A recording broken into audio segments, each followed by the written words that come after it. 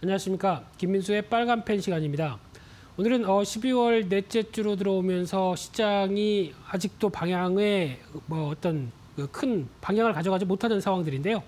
그만큼 어떤 시장에 대한 확신은 약간 좀 줄어들고 있지만 여전히 유동성에 대한 흐름들이 계속 보강되고 있다는 점에서 시장을 주시해야 돼 올라갈 수 있는 모멘텀이 추가로 뭐가 있을까라는 관점 쪽에서 계속 확인해야 될 것 같고요. 그 와중에 그래도 좀 더 부진했던 중소형주가 이 갭매 구기를 나오고 있다라는 관점 쪽에서 시장을 바라보는 게 좋다고 보여지고 있습니다. 그와 함께 이제 이번 주 또 주요하게 바라봐야 될 여러 가지 이슈들 한번 살펴보고요. 그에 따른 또 투자 아이디어를 한번 확인해 보도록 하겠습니다.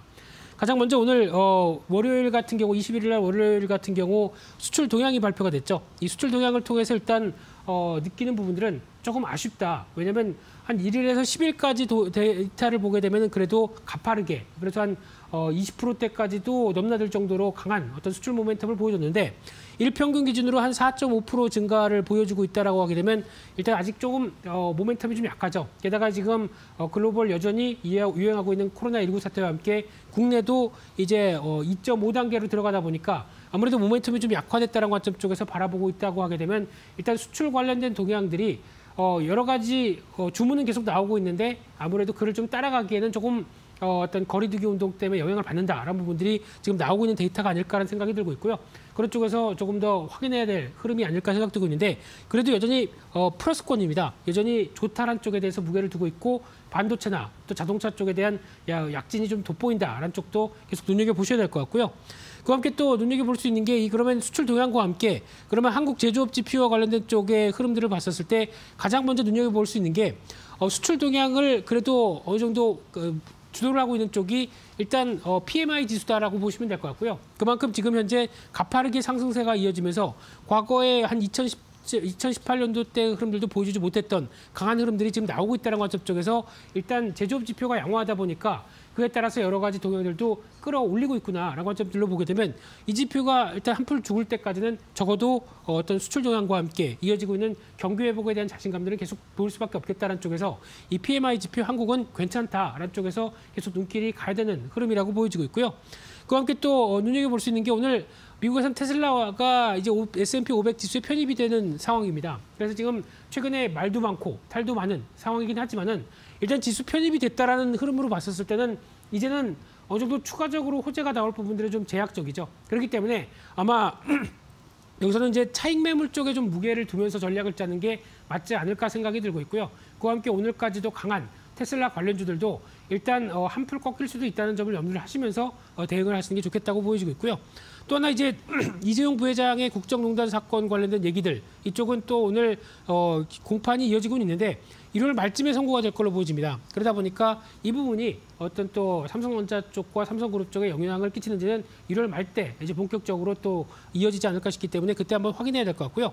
오늘 또 신규 상장한 쪽에 알티레라는 종목, 특히 인공지능 솔루션 쪽인데 우리나라에 지금 상장된 회사 중에서 AI 관련된 쪽에 대표적인 회사가 없었습니다. 그런데 이번에 처음 들어오다 보니까 시장에서 좀 빠르게 어느 정도 어떤 열광하는 모습들을 보여준다고 하더라도 기업 가치 대비해서 주가 수준은 좀 비싸죠. 그렇기 때문에 일단 너무 공격적으로 지금 대응하는 것보다 약간 좀 또 차익 매물이 나왔을 때 그때는 한번 다시 보자라는 관점 쪽에서 이 종목은 조금 더 관심 있게 그래도 국내에서 독보적인 어떤 지위를 갖고 있다는 쪽에서 눈여겨보셔야 될 것 같고요. 그와 함께 오늘 또 화이자 백신에 대해서 유럽에서도 승인을 하는지 확인이 되게 되면 아무래도 그동안 여러 가지 백신에 대한 흐름들이 조금 더 이제 생활 속으로 다가온다라는 관점 쪽으로 접근하는 게 좋아 보인다고 보여지고 있고요. 그와 함께 또 12월 22일 화요일 날 같은 경우는 11월 관광탱계 솔직히 의미가 없습니다. 지금 여기서 어떤 변화가 가져갈 거라고는 보여지지 않고 있는데 그중에서 또 그래도 체크할 건 체크해야 되겠죠. 그래서 그중에서도 어떤 중국인 관광객들의 대표적인 또 지금 다이공 이들에 대한 변화가 꾸준하게 들어오는지 흐름들을 좀 확인할 필요가 있다라고 보여지고 있고요.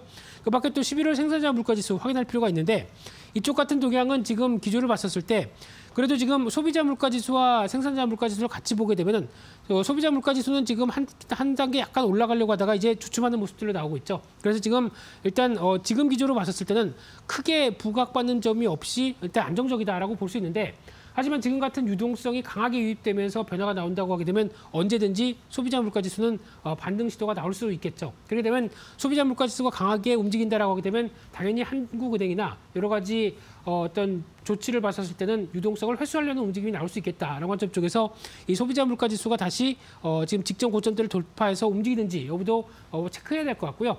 생산자 물가 지수 같이 좀 흔들리는데 아마 소비자 물가 지수의 영향과 같이 움직이는 측면이다라고 하게 되면 아직까지 그렇게 부담은 되지는 않는데 앞으로의 변화는 조금 더 체크를 할 필요가 있겠다라고 보시면 될 것 같고요.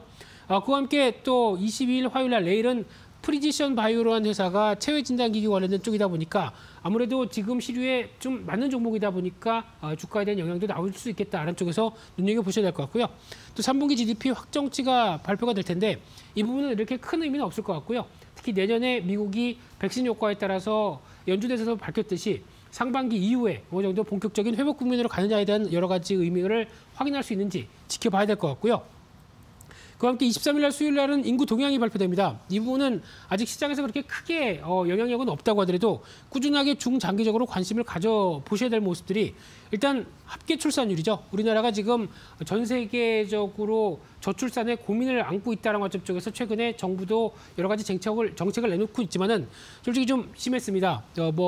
결혼해서 커플이 한 명도 안 낳는 0.84 쪽으로 나온다라고 하게 되면 상당히 문제가 좀 크다고 봐야 될 부분들인데 반대로 말씀드리게 되면은 젊은 신혼부부들이 아이를 낳을 수 있도록 만들어주는 환경인가 거기에 대해서는 또 고민할 수밖에 없는 상황들이죠. 하지만 이와는 좀 다르게 지금 현재 가구수라고 하는 그러나 즉 수도권 가구수는 2000년도부터 계속 확장세로 이어가고 있는 상황들입니다. 그러다 보니까 서울의 부동산 매매 가격 지수도 같이 동향에서 올라가고 있는 측면들이 나오죠. 그러다 보니까 인구는 주는데 가구 수는 늘어난다. 그렇게 되면은 어떤 현상이냐면은 1인 가구가 더 1인이나 소인 가구가 훨씬 더 많아지고 있다는 쪽에서 포인트를 맞추셔야 될 것 같고요. 그러면 앞으로 저희가 주식 투자를 할 때도 1인 가구의 수혜를 봤을 수 있을 만한 여러 가지 변화들은 계속 확인하고 접근하는 게 맞겠다라는 쪽에서 음식료뿐만 아니라 뭐 가구나 인테리어 또 이제 부동산까지도 이런 쪽의 동향들이 계속 앞으로 어떤 적어도 아마 한 2030년대까지는 이런 가구 수의 변화가 계속 확장세로 나갈 겁니다. 그래서 인구는 줄되 가구 수는 늘어난다는 여러 가지 변화들을 꼭 염두를 하시고 투자 아이디어를 찾아야 된다고 보여지고 있고요. 그와 함께 또 중요한 부분들이 23일 날 수요일 날 같은 경우는 ESR 캔달 스퀘어 리츠 좀 이름이 길고 복잡합니다. 근데 이 회사는 꼭 기억을 해보셔야 될 게 국내 최초입니다. 이런 단어들은 되게 중요하죠. 그런 쪽에서 물류 전문 위탁 관리 리츠입니다. 그러다 보니까 물류 관련된 쪽에서는 우리 리츠 쪽에서 아직 그렇게 크게 부각을 못 받았는데 이런 쪽이 나오기 시작하게 되면 아무래도 리츠 쪽에서는 한 단계 또 눈높이가 높아질 수 있겠다는 관점 쪽에서 이 관련된 동향들 특히 물류다 보니까 이 온라인 쪽에 대한 배송에 대한 여러 가지 기대감들이 크다 보니까 어떤 크게 어떤 부담이 없겠죠. 그런 쪽에서 눈여겨보셔야 될 것 같고요. 또 석경 AT라는 회사가 기능성 나노 소재인데 이런 쪽도 나노 소재다. 또 부각을 받을 가능성이 높다고 봐야 될 것 같고요. 지노맨 컴퍼니는 마이크로바이옴, 그러니까 즉 미생물 관련된 쪽에 신약 개발을 한다는 쪽에서도 눈여겨보시되 아마 신규 상장되는 이 두 회사들 이번에는 좀 눈여겨보실 필요가 있다고 보여야 될 것 같고요. 그 밖에 또 미국의 주요 지표들 주택가격지수, 개인소득, 그리고 또 소비지출, 또 미시간대 소비심리평가지수가 발표가 될 예정인데 이쪽의 동향을 잠깐 볼까요? 아직까지 개인소득 관련된 쪽에서는 지금 현재 정체가 되어 있는 상황들이고 소비지출도 일단 지금 현재 쪽으로는 한 번쯤 강하게 변화가 나왔다가 위축되고 있는데 이번에 경기부양책이 통과가 됐죠. 그러다 보니까 이 부분에서 변화가 나오지 않을까라는 쪽에서 보게 되면 개인소득 쪽에서 먼저 변화가 나오고 소비지출이 다시 턴하는 모습들이 확인되지 않을까라는 쪽인데 이를 조금 더 자세히 보게 되면은 지금 소비자 신뢰지수와 가처분 소득의 추이를 보게 되면 가처분 소득도 일단 한번 정부 지원금을 받았는데 안 쓰고 있죠. 아껴두고 있습니다. 그런 상황 쪽에서 이번에 다시 어떤 경기부양책이 현금 지급이 나오기 시작하면 또 올라가고 소비자 신뢰지수도 좋아지지 않을까라는 쪽으로 바라보고 있는데 영속성은 없다는 점에서 아무래도 어떤 경기부양책이 본격화됐었을 때 나올 수 있는 지갑이 열리는지 이 여부가 더 중요하지 않을까 싶기 때문에 이런 점은 일시적으로 다시 회복세로 나올 가능성이 높겠다는 쪽에서 미국 시장의 기대감을 높이는 요인이다 이렇게 보시면 될 것 같고요. 그 밖에 또 눈여겨볼 수 있는 게 또 목요일날 같은 경우 아시아나항공이 거래 정지가 되죠. 감자를 통해서 내년 1월 달까지 정지가 되고 있고요. 또 미국의 테슬라가 이제 생산 라인을 잠시적으로 폐쇄합니다. 이 부분은 아마 실적에도 영향을 끼칠 겁니다. 그렇기 때문에 테슬라 모멘텀이 한풀 죽는다라는 점도 염두하셨으면 좋겠고요. 11월 달 내구재 주문도 확인하셨으면 좋겠고요. 그와 함께 25일은 휴장입니다. 크리스마스입니다. 그러다 보니까 휴장이고 메리 크리스마스가 되셔야 되겠죠. 그런 쪽에서 이번 주 전반적인 동향을 보게 되면 주 초반까지는 좀 변동성과 여러 가지 흐름들이 확대될 텐데 주 중반 이후에는 이제 휴일 모멘텀으로 약간 좀 정체가 될 것이다 라는 점도 생각하시면서 전략을 짜는 게 좋겠다고 보여집니다. 그래서 오늘 준비한 내용들은 여기까지 해서 마치겠고요. 내일 다시 또 찾아뵙겠습니다. 감사합니다.